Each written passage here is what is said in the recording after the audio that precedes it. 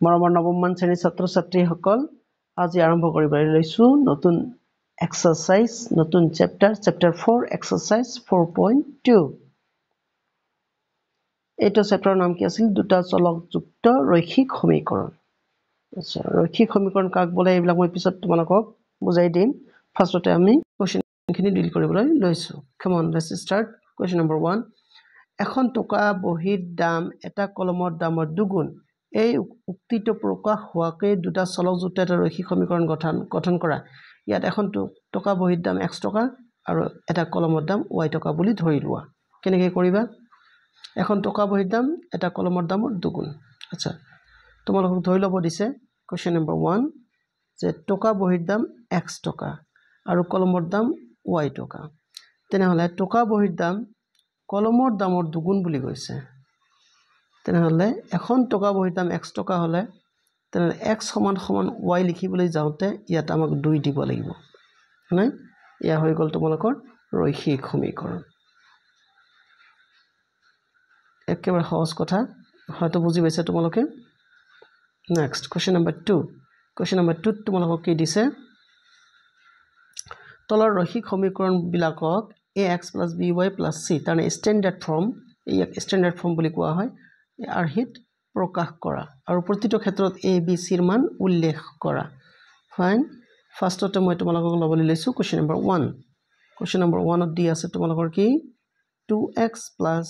3y = 9.35 bar ইয়াক যদি আমি ষ্টেণ্ডাৰ্ড ফৰ্ম লৈ লব খুজিছো কেনেকৈ লম ইটস ইমপ্লাইজ দি 2x +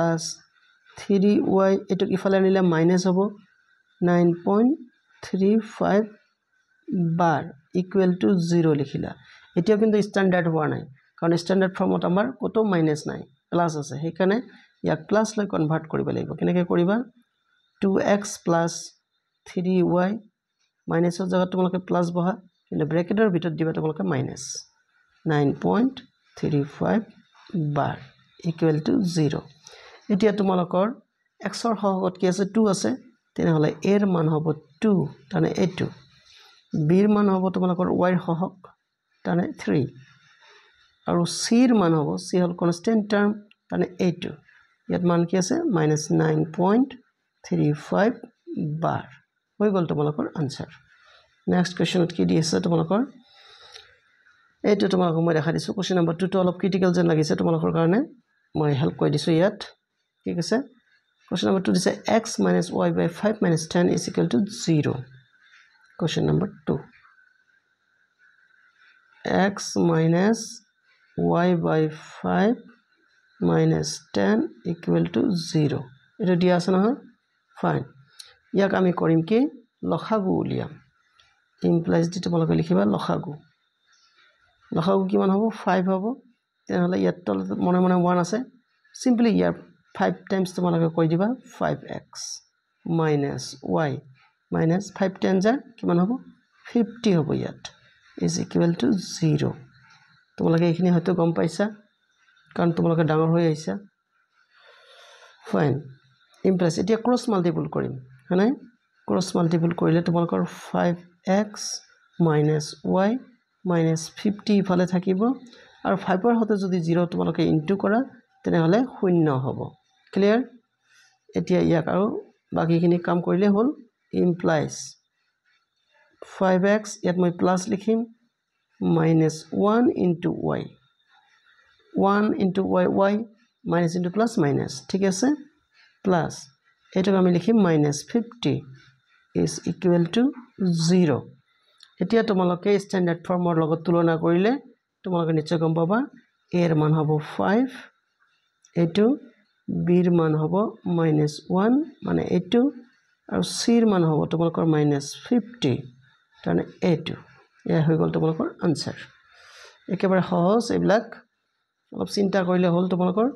আচ্ছা এতিয়া কথা হল কি আৰু বেলেগ দুটা মডেল আছে মই তোমালোকক দেখাই দিছো ৰবা ফাৰ্স্ট মই এবাৰ কৰিবলৈ লৈছো তোমালোকৰ 7 টো কৈ দিছো y - 2 = 0 আছে মানে 7 টোত আছে তোমালোকৰ 7 y minus 2 equal to 0 এটাকে আমি কেনেকৈ লিখিব পাৰোঁ ইয়াত কিন্তু x টাৰ্ম নাই তোমালোকে লক্ষ্য কৰিছা তেনেহ'লে 0 into x লিখিব পাৰা তোমালোকে plus y ওকে আৰু ইয়াত -2 আছে নহয় মানে প্লাস d -2 তোমালোকে দিব পাৰা equal to 0 স্ট্যান্ডাৰ্ড ফৰ্ম হল ইয়াত x ও আছে y ও আছে আৰু তোমালোকৰ কনস্ট্যান্ট টাৰ্ম হিয়াও আছে তেনেহ'লে এই ক্ষেত্ৰত তোমালোকৰ a ৰ মান কিমান হ'ব a ৰ মান 0 b ৰ মান ইয়াত একো নাই মানে সন্মুখত 1 আছে আৰু c ৰ মান হ'ব তোমালোকৰ -2 এটা হৈ গ'ল তোমালোকৰ আনসাৰ নেক্সট আৰু এটা মই লাষ্ট কৰি দি তোমালোকৰ ভিডিওটো শেষ কৰি দিছো এইটো চাইছা তোমালোকে 8 নম্বৰটো 8 নম্বৰটো কেনেকৈ কৰিবা ৰবা কি কৈছে আগত চাই লওক 5 equal to 2x 8 নম্বৰ আছে তোমালোকৰ 5 is equal to 2x আমি কৰিম কি implies হয়নে 5 টো আমি হিফালে লৈ যাম তেনেহ'লে ইয়াত হ'ব 0 আৰু ইয়াত হ'ব 2x minus 5 এটা ইয়াক এটক ইফালে লম আৰু এটক ইফালে লম হয়নে মানে আমি ফ্লিপ কৰি দিম এটক ফ্লিপ কৰি দিলে কি হ'ব 2x minus 5 is equal to 0 ইয়াত তোমালোকে লক্ষ্য কৰিব পাৰিছা y টাৰ্ম নাই কিন্তু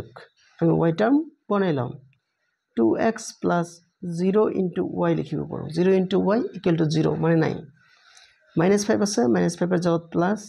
-5 তোমালোকে বহালা equal to 0 which আতেনালে কম পালা এটো আমাৰ স্ট্যান্ডাৰ্ড ফৰ্মৰ লগত মিলি গল এবাৰ এৰ মান উলিয়াব লাগিব ইয়াত কি আছে 2 b ৰ মান কি আছে 0 c ৰ মান কিমান আছে -5 এইটো হৈ গল তোমালোকৰ আনসাৰ আশা কৰিছো তোমালোকে যি দুই এটা বাকি আছে তোমালোকে নিজে কৰিব পাৰিবা ফাইন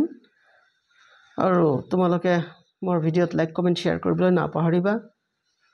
আৰু লগতে পাৰিলে মোৰ চেনেলটো তোমালোকে সাবস্ক্ৰাইব কৰিবা চোৱাৰ কাৰণে ধন্যবাদ